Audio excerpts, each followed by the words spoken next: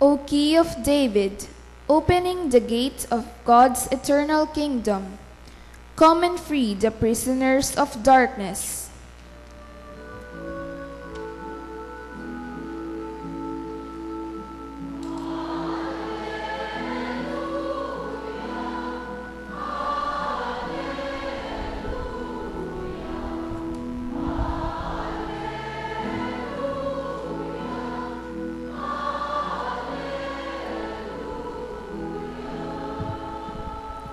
The Lord be with you. And with your spirit. Proclamation from the Holy Gospel according to Saint Luke.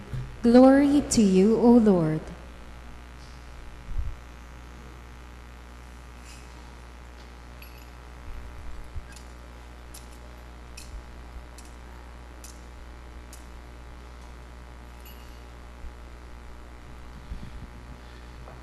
In the sixth month, the angel Gabriel was sent from God to a town of Galilee called Nazareth, to a virgin betrothed to a man named Joseph of the house of David, and the virgin's name was Mary. And coming to her, he said, "Hail, full of grace, the Lord is with you." But she was greatly troubled at what was said, and pondered what sort of greeting this might be.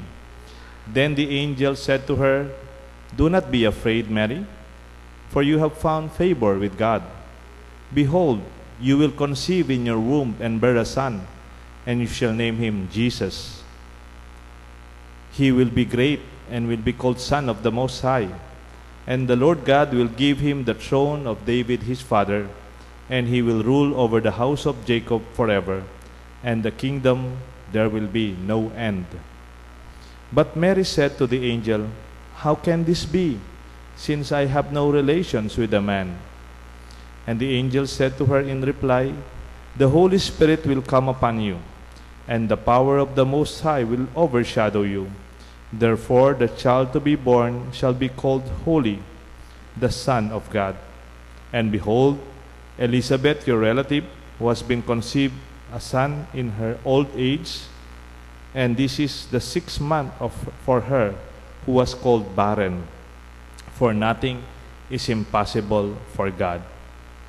Mary said, "Behold, I am the handmaid of the Lord. May it be done to me according to your word." Then the angel departed from her. My dear friends, my dear brothers and sisters, the good news of our salvation. Praise to you, Lord Jesus Christ.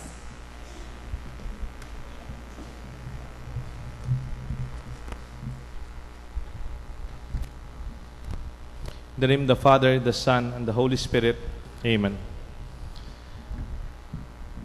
Our consent, our capacity to say yes, and even our capacity to say no, our capacity to commit what makes us human. In this gospel today, we celebrate our own humanity because we have the freedom to concede, to commit ourselves and give our consent to everything that we do. This is the beginning of the life of Mary, a life which started with the words, "May it be done to me according to your word." Because of this consent, because of the yes of Mary, we have a story, we have experience of salvation. If you look at our faith, our church, it all begins with the perspective of expressing our consent. Our church would never impose, but always would ask you if you would embrace your faith. I would like to review you during the times when your children were baptized or when your parents brought you to church to be baptized. The last question the priest will ask before the baby is baptized, this is the question addressed to the parents and godparents. Is it your will that your baby should be baptized in the faith of the church which we have professed with you? And the parents and godparents will answer, "It is." And the priest would baptize the child. The church would never impose our own sense of baptism. It is the choice, the decision of the parents. In fact, during confirmation, from the word confirm, when they are 10 years old, above, sometimes we call it age of reason, when children already understand what it means to say yes and to say no, the children would once again say, "It is my will to be confirmed in the faith given to me by my parents." And the child will say that before the bishop. Even in marriage, sino po yung kinasal na sa inyo? Kahit po sa kasal, meron din pong consent. You know the very first question the priest would ask a husband or a groom and a bride? The very, very first question, in the very first time that the priest would approach them, this is the question. He would not even ask for the rings or the array. Would not even ask about love. This is the question of the priest to the bride and to the groom. Is it, or did you come here of your own free will to bind yourself forever? Take note, to bind yourself forever. Not for 20 years, 25 or 30, or until further notice. Or unless otherwise provided by. Did you come here of your own free will? Nobody's forcing you. You are not forced. Walang pumilit sa iyo. Hindi ka nakatas yung kamay na mayroong nakatutok sa likod mo. To bind yourself forever in the love and service of your husband or your wife. And then you will answer, "Yes, Father." Huwag niyo po akong sisihin. Huwag niyo pong pagalitan ng magulang ninyo. Huwag po kayong magalit sa iba. You know why? Because it is your will. That's why you cannot marry unless you have the legal age for you to give the consent. If you are still under parental guidance, you will have to wait that you are legally recognized that your consent will be matured enough. You know what is beautiful in the gospel? God, as a loving God, our all-powerful God, our Creator, our God who is omniscient and all-powerful, He asked for permission. He asked for permission for Mary to be the mother of His Son. Jesus Himself, when He called His disciples, He did not say, "You must follow me." He never said that. Jesus was inviting His friends, His disciples with this word, "Come, follow me." It is an invitation, not an imposition, or "You must follow me." Never can you hear the words of Jesus and even God the Father imposing themselves. You know, I found an interesting picture of Jesus entering the house at evening, and He was knocking at the door. If you see the picture of the image of Jesus knocking at the door, it shows that the door does not even have a doorknob for somebody from the outside to open it. The doorknob and the lock is from inside. Unless the man and the woman inside will open the door, even Jesus Himself cannot enter. Look at our God and our Lord Jesus. They respect our choice, our decision, our affirmation, our consent.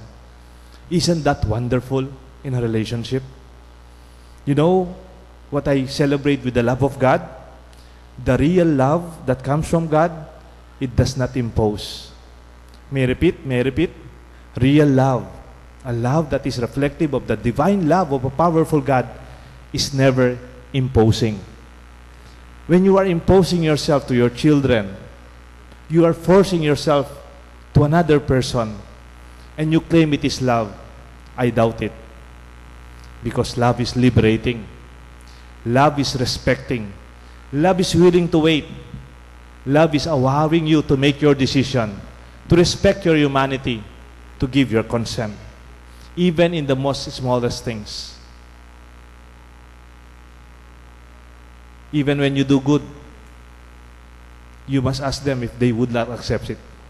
Even love that you offer, you have to ask if the love you offer would also be accepted. You know, I've been working for many years with children in the school.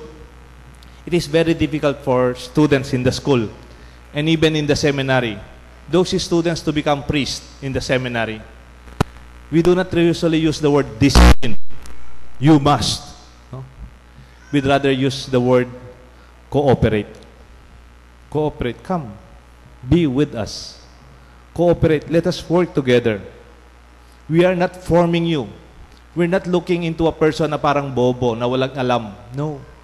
Every person would be gifted by the wisdom and the knowledge given to us by God. I have a friend. His name is Bon Carl Katindoy. He's my classmate in the seminary. Actually, she's our valedictorian, very intelligent. During our retreat, before we became priests, we decided who will be priest and who will go out and be married or not continue priesthood. We were deciding who will be priest, who will be married, who will be single. So it was a very difficult retreat in Tagaytay. We were there for 1 week, praying, consulting our spiritual directors, evaluating, discussing, discerning, reflecting. And at the last point, we all said, we were 16, said, I want to be a priest. I want to go out from the seminary. Then the other, I want to be married. Then the other said, I want to be priest. 6 of us decided to continue to be priest. The 10 decided to go out. Some of them be married. And then my classmate Von Carl asked this question. What proof do we have then that we made the right decision in terms of the vocation or the path we have chosen? What is the proof that for me, I decided to be a priest? That is more than 20 years ago. What is my proof that I made the right decision? Or my friend, my classmate who decided to get married, what is his proof that his decision is correct? You know, we were quiet for more than 30 minutes. We cannot get the answer. We cannot find the answer. It's a very difficult question. I would like to ask you also, what is your proof that Mary made the right decision in saying yes to God through the angel? What is your proof? What is the evidence that Mary made the right decision in saying, let it be done to me according to your word? Do you have any proof in the gospel? None. None. We don't have any proof. We look at it from the perspective of the upfront perspective, we do not have any proof. When Mary said yes, when I said yes to my priesthood, when you said yes to your husband and your wife, you don't have proof that you are correct with your decision. Frank and Anna, you are celebrating your 40 years wedding anniversary. 40 years ago, when you said yes to one another, you do not have proof that you really are committed to one another. Nah. You can make nice speeches, but it's not the proof. It's only a speech. It's only a claim. You know how we can see that we made the right decision? It's only from a hindsight. After 40 years, you look back. Did I really make the right decision?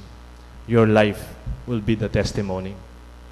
My life as a priest would be a proof if I remain true to my commitment.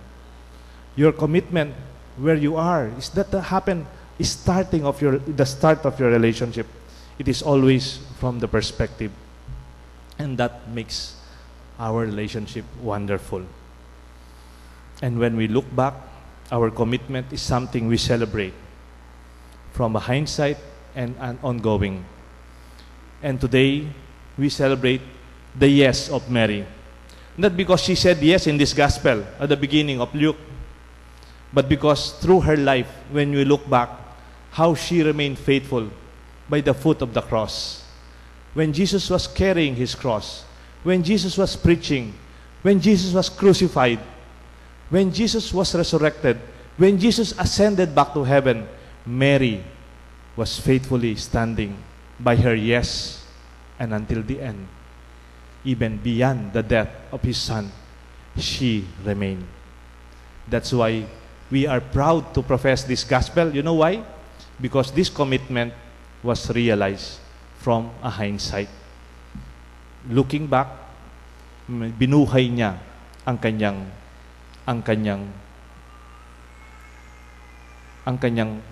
pagbibigay ng sarili. Ang pagtatalaga sa sarili. I just want to end my reflection with a movie. I apologize, I will use a movie. It's not a religious movie. It's a sci-fi movie. It's called Matrix, The Revolution. There are two basic characters here that I would like to highlight. First, the one who is in coat and tie. He's a representation of a computer virus.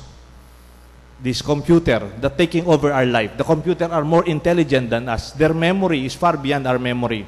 Your cell phone can memorize more telephone's number than you can memorize. The machine can be stronger than you. The car can run faster than us. This is question, isn't it that these computers and machine will take over humanity? Then, of course, what's the first name of Reeves? Keanu Reeves represents humanity. His name is Mr. Anderson. And then the computer virus, which is keep on fighting and never giving up, is called Mr. Smith. He keeps on fighting, and then the fight never ends. But Mr. Anderson, the representation of humanity, my representation and yours, is keep on fighting in spite of the fact he's already hurt and still standing up. And Mr. Smith, the computer, is asking him, why are you still fighting? I would like to watch this film, the ending of the movie. Only 2 minutes. Can we watch it? Okay. Can you play it, Yael?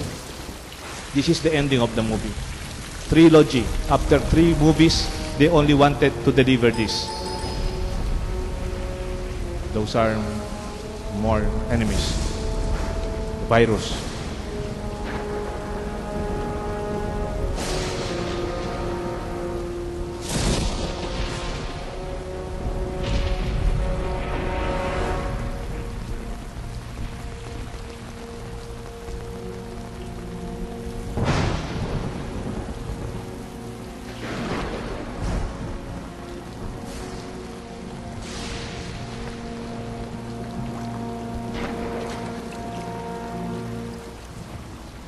Why, Mr. Anderson?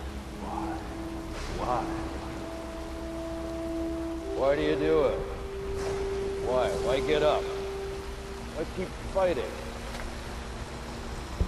You believe you're fighting for something, for more than your survival? Can you tell me what it is? Do you even know? Is it freedom or truth? Perhaps peace? Could it be for love? Illusions, Mr. Anderson, vagaries of perception. Temporary constructs of a feeble human intellect trying desperately to justify an existence that is without meaning or purpose. And all of them as artificial as the Matrix itself. Although only a human mind could invent something as insipid as love. You must be able to see it, Mr. Anderson. You must know it by now. You can't win. It's pointless to keep fighting. Why, Mr. Anderson? Why? Why do you persist? Because I choose to.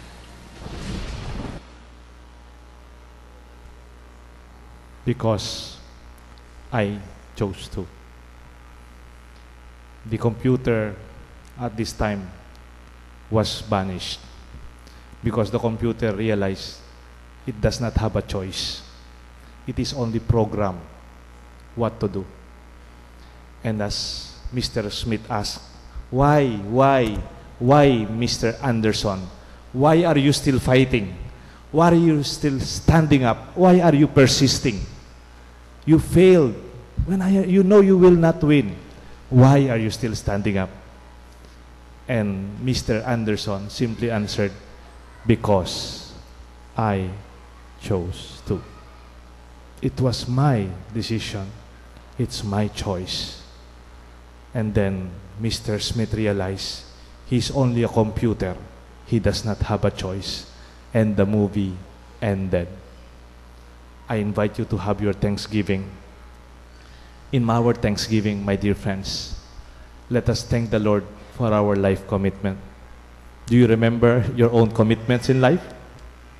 For me, as a priest, maybe for students who are enrolled, your commitment to husband or wife, or our commitment to serve the church, let us thank the Lord that we have that capacity to say yes, to consent, and to commit.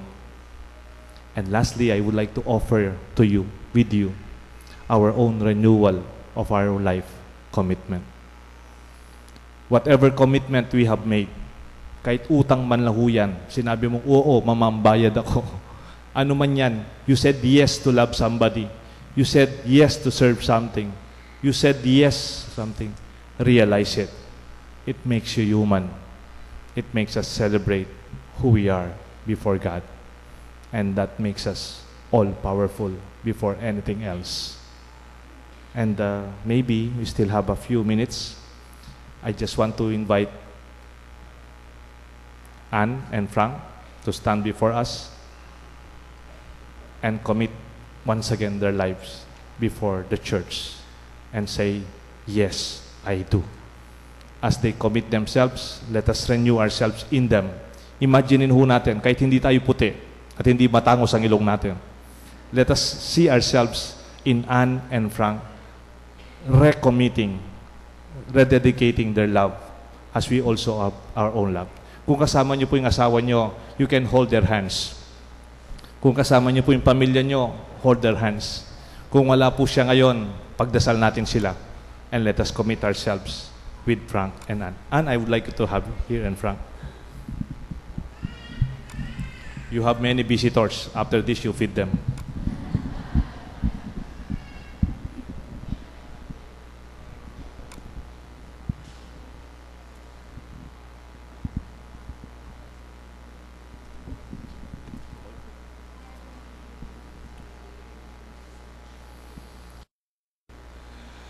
You have done this, Frank and Anne, 40 years ago. I would like to renew your consent and your yes, like Mary did in our gospel. I invite you to say your yes and recommit yourself also in your love, your family. Frank, do you take once again, after 40 years, Anne, who is present here before you, for your lawful wife according to the right of the Holy Mother, the Church? Yes, I do. Do you give yourself to her as your husband? Yes, I do. Do you accept her once again to be your lawful wife? Yes, I do.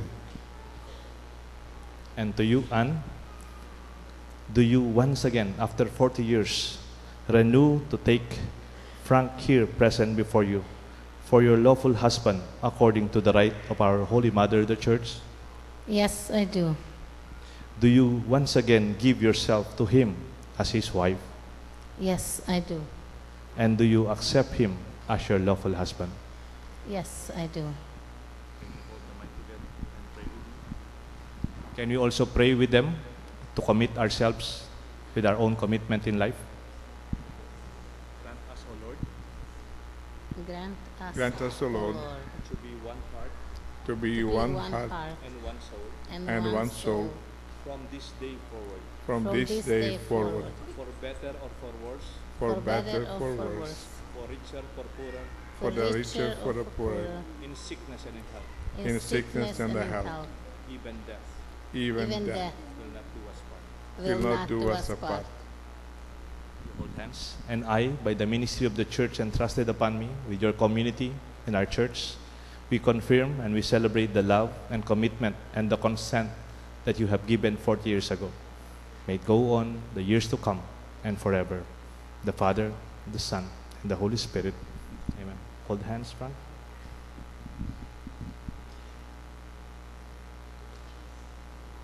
Frank, once again, after 40 years, it's okay if you kiss your wife. Palakpakan. You recognize that you bow before.